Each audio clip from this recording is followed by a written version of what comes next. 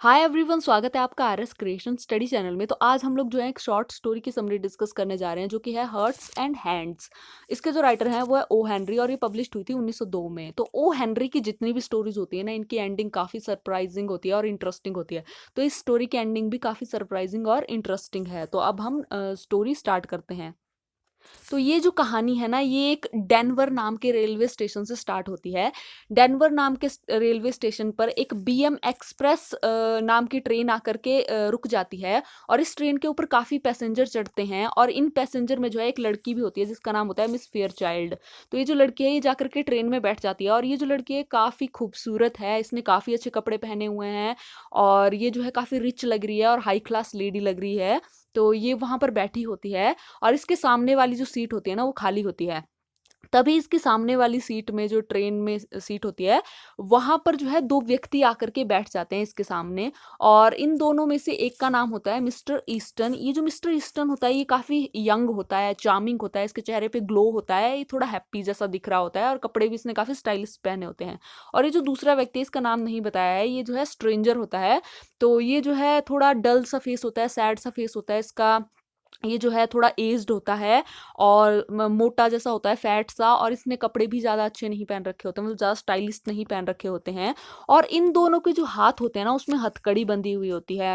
मतलब इन दोनों के एक एक हाथ जो है हथकड़ी के साथ, एक हथकड़ी के साथ जुड़े हुए होते हैं, बंधे हुए होते हैं एक दूसरे के साथ। तो पहले तो ये जो मिस फेयरचाइल्ड होती है ना, ये इनकी तरफ देखती नहीं है क्योंकि ये ट्रेन से बाहर देख रही होती है और ये इनकी तरफ ध्यान नहीं देती। लेकिन जब बाद में इसकी जैसे एक झलक जाती है और इनको देखती है, इनकी तरफ ध्यान से देखती है और इसको लगता है कि ये जो मिस्टर ईस्टन नाम का व्यक्ति है ना, कि ये जो फेयरचाइल्ड है ये इसको पहचानती है, मतलब पहले से जानती है। और ये जो है इसकी तरफ जो है मुस्कुराना स्टार्ट कर देती है, स्माइल करना स्टार्ट कर देती है। और तभी ये जो मिस्टर ईस्टन है, ये ऐसा लगता है जैसे कि ये नज़रें चुरा रहा हो इस लड़की से और ये इसको इग्नोर करना चाहता है और इससे बात नहीं करना चाहता। ये काफ़ी शाय और ह्यूमिलेटेड फील कर रहा होता है। लेकिन तभी ये जो मिस फेयरचाइल्ड है ना, ये कहती है मिस्टर ईस्टन को कि अगर तुम चाहते हो कि मैं पहले बोलूँ तो मैं पहले बोल देती हूँ। और उसके बाद कहती है कि क्या तुम अपने पुराने दोस्तों को नहीं पहचानते हो जब तुम वेस्ट में होते हो, मतलब जब तुम इस एरिया में होते हो। और ये कहते हुए जो मिस फेयरचाइल्ड है ये एकदम से अपना जो हाथ है ना वो आगे कर देती है हाथ मिलाने के लिए, जिसमें इन्होंने ग्लव्स पहने होते हैं। और तभी ये जो मिस्टर ईस्टन है ये काफ़ी ह्यूमिलेटेड और शाय फील कर रहे होते हैं। लेकिन ये तभी क्या करता है कि ये अपना जो लेफ्ट हैंड है इसका वो धीरे धीरे जो है आगे कर देता है, क्योंकि इसके राइट हैंड में जो है हथकड़ी बंधी होती है जो कि दूसरे व्यक्ति के साथ में जुड़ा होता है हाथ इसका। तो ये जो है अपना हाथ, लेफ्ट हाथ आगे करता है और इसको कहता है कि मुझे माफ़ करना कि मैं मतलब मेरा जो राइट हैंड है वो बिजी है, मतलब किसी और काम में व्यस्त है अभी। तो ये जो है हाथ आगे करता है और जब ये ऐसा बोलता है ना मिस्टर ईस्टन, तो मिस फेयरचाइल्ड जो है नोटिस करती है कि वो इसके हाथ में तो हथकड़ी बंधी हुई है। और ये जो मिस फेयरचाइल्ड है इसके चेहरे पर जितना भी ग्लो होता है, जो वो ये मुस्कुरा रही होती है, वो एकदम से इसका जो फेस है वो बिल्कुल डल हो जाता है और ये जो है एकदम से जैसे घबरा जाती है और ये सोचने लग जाती है कि इनके हाथ में ये हथकड़ी क्यों बंधी हुई है। क्या ये कोई क्रिमिनल है, इसने कोई मतलब ऐसा कोई काम किया है जिसकी वजह से इसको जो है जेल लेके जा रहे होते हैं। ये बहुत सारी बातें सोचने लग जाती है। अब इतना देखते ही ये जो स्ट्रेंजर व्यक्ति होता है ना, ये सब कुछ नोटिस कर रहा होता है और ये जो मिस्टर ईस्टन के साथ में बैठा हुआ होता है और ये देख रहा होता है कि कैसे ये जो मिस फेयरचाइल्ड है इसके हाव भाव ही चेंज हो गए, इसके चेहरा ही चेंज हो गया हथकड़ी को देख करके, ये जो है डर गई है। और कैसे ये जो मिस्टर ईस्टन है ये जो है मतलब काफ़ी ह्यूमिलेटेड फील कर रहे हैं अपनी पुरानी फ्रेंड के सामने। तभी ये जो आदमी है ना, ये स्ट्रेंजर कहता है कि माफ़ करना, मैं आपको डिस्टर्ब कर रहा हूँ। लेकिन ये जो मिस्टर ईस्टन है ना, ये एक मार्शल है। मार्शल होती है एक तरह की हाई रैंक पुलिस में। तो ये एक मार्शल है और ये मुझे जेल में लेकर के जा रहे हैं। मेरे ऊपर जो है काउंटरफिट का चार्ज लगा हुआ है, मतलब नकली नोट छापने का इल्ज़ाम लगा हुआ है। और इसी कारण से मुझे जो है 7 साल की जेल हो गई है। तो ये मुझे जेल लेकर के जा रहे हैं। तो अब ये बात सुन करके ना, ये जो मिस फेयरचाइल्ड होती है इसके चेहरे पर फिर से थोड़ी सी स्माइल आ जाती है और ये थोड़ा सा रिलैक्स हो जाती है और फिर से जो है इस मिस्टर ईस्टन से बातें करना स्टार्ट कर देती है। और अब ये जो मिस फेयरचाइल्ड है ये कहती है इसको मिस्टर ईस्टन को कि अच्छा तुम एक मार्शल हो।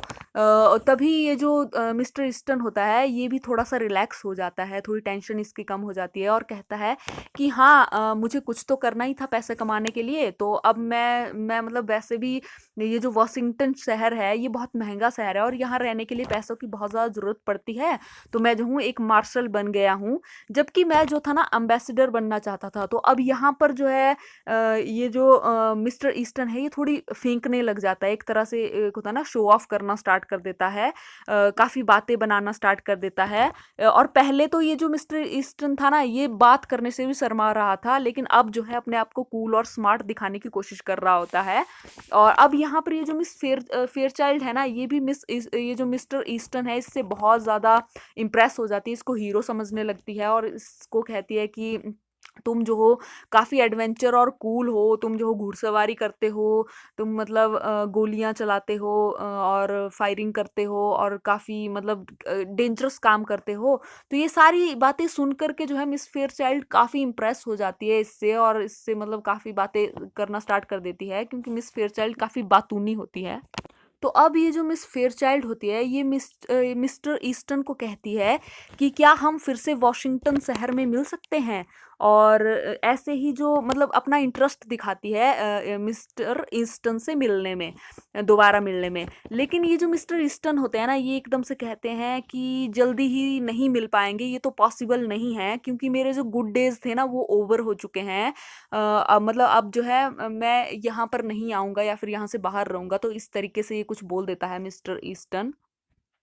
तो जैसे ही ये दोनों जो है बातें कर रहे होते हैं एक दूसरे के साथ, तभी ये जो दूसरा व्यक्ति होता है फिर से जो है मिस्टर ईस्टन को कहता है कि मार्शल क्या अब हम जो है मुझे काफ़ी देर हो चुकी है यहाँ बैठे बैठे, मैंने इतनी देर से ना स्मोक की है ना ड्रिंक करी हुई है, तो क्या आप मुझे स्मोकिंग रूम में लेकर के चलेंगे, और मुझे काफ़ी तलब हो रही है स्मोक करने की। तो इसके बाद जो है वो ये जो स्ट्रेंजर है ये खड़ा हो जाता है और ये जो मिस्टर ईस्टन है ना ये भी फेयरचाइल्ड से कहता है कि अगर कोई क्रिमिनल मुझसे स्मोकिंग करने की रिक्वेस्ट करे तो मुझसे मना नहीं होती है, क्योंकि इनके पास और बचा ही क्या होता है, यही तो एक चीज़ होती है। तो अब ये जो मिस फेयरचाइल्ड है ना ये मिस्टर ईस्टन को जो है काफ़ी मतलब इससे काफ़ी अट्रैक्ट और इम्प्रेस हो जाती है और इसको जो है बाय नहीं कहना चाहती है, इसको अच्छा नहीं लग रहा है कि ये जो है यहाँ से जाने लग चुका है। और अब जो है अब और मतलब इससे जो है और ज़्यादा बातें करना चाहती है ये जो मिस्टर ईस्टन है। लेकिन तभी वो बोलती है कि क्या तुम जो इस कैदी को जो हो लेवनवर्थ जेल में लेकर के जा रहे हो। तभी ये जो मिस्टर ईस्टन है ये कहता है कि हाँ मुझे वहीं लेकर के जाना है इसको। और इसके बाद ये जो मिस्टर ईस्टन है ये फेयरचाइल्ड को बाय बोलता है और ये लोग उस ट्रेन से उतर जाते हैं वहाँ पर। लेकिन अब क्या होता है उस ट्रेन में जो है बहुत सारे लोग बैठे होते हैं और ये बहुत सारे लोग इनकी बातें सुन रहे होते हैं, और वहीं पर इनके पास वाली सीट पर जो है दो व्यक्ति और बैठे हुए होते हैं और ये दोनों व्यक्ति भी जो है इनकी बातें बहुत ध्यान से सुन रहे होते हैं। तभी ये दोनों व्यक्ति जो है एक दूसरे के साथ बात करने लग जाते हैं और ये जो पहला व्यक्ति होता है ये दूसरे व्यक्ति को कहता है कि ये मार्शल कितना अच्छा व्यक्ति है ना, कि देखो अपने कैदी का भी कितने अच्छे से ध्यान रखता है। लेकिन जो दूसरा व्यक्ति होता है ना ये बोलता है कि क्या तुम अभी भी नहीं समझे, क्या तुम्हें मतलब ऐसा नहीं लग रहा है कि ये जो मार्शल है ये एक तो जो है इस पोस्ट के लिए इसकी एज कुछ ज़्यादा ही कम है, क्योंकि मार्शल की पोस्ट जो होती है ना वो काफ़ी प्रमोशन के बाद में मिलती है, हाई रैंक होती है, तो मतलब वो काफ़ी यंग होता है ना, नौजवान होता है। तो अभी तभी ये दूसरा बोलता है और फिर कहता है कि क्या तुमने एक और बात नोटिस नहीं की कि ये जो ऑफिसर था मतलब जो खुद को मार्शल बोल रहा था इसके राइट हैंड में जो थी हथकड़ी लगी हुई थी, और जो दूसरे को जिसको क्रिमिनल बोल रहा था मतलब उसके लेफ्ट हैंड में लगी हुई थी। लेकिन हमेशा जो है हथकड़ी राइट हैंड में जो है हमेशा क्रिमिनल के लगी होती है, ना कि मार्शल के हाथ में, मतलब जो पुलिस वाला होता है उसके हाथ में कभी भी राइट हैंड में हथकड़ी नहीं होती है। तो अब हमें यहाँ पर इन दोनों की बातों से पता चलता है एंड में कि जो क्रिमिनल था ना वो मिस्टर ईस्टन ही क्रिमिनल था और जो मार्शल था वो ये व्यक्ति था मार्शल। लेकिन जब ये देखता है कि ये जो मिस्टर ईस्टन है ये लड़की के सामने अपने आप को बहुत ज़्यादा ह्यूमिलेटेड फील कर रहा है और बुरा फील कर रहा है, शाय फील कर रहा है, तो ये जो है मतलब दिल का काफ़ी अच्छा होता है, तो ये जो है खुद को क्रिमिनल बता देता है। जबकि क्रिमिनल जो है जो मतलब नकली नोट छापने का इल्ज़ाम जो है मिस्टर ईस्टन पर्सन के ऊपर होता है, ये दूसरा मार्शल होता है।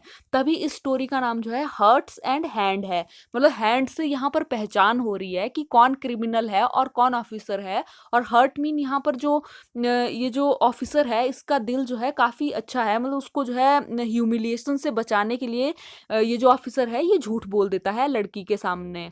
तो यहाँ पर इस स्टोरी की एंडिंग होती है। आई होप आपको ये स्टोरी अच्छी लगी होगी। अगर अच्छी लगी होगी तो प्लीज़ मेरे चैनल को लाइक शेयर और सब्सक्राइब जरूर कीजिए, और मिलते हैं ऐसे किसी नेक्स्ट वीडियो में। तब तक के लिए अपना ध्यान रखिए। Bye bye.